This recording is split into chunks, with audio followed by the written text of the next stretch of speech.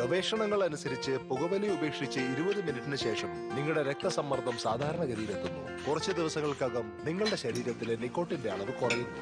12 മാസങ്ങൾക്കകം ഹൃദ്രോഗത്തിനുള്ള സാധ്യതയും പകുതിയായി കുറയുന്നു.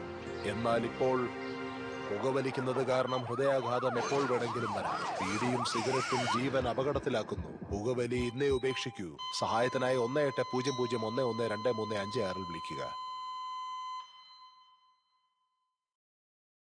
Smoking is injurious to health. Smoking causes cancer. പുകവലി ആരോഗ്യത്തിന് ഹാനികരം. പുകവലി അർബുദത്തിന് കാരണമാകുന്നു.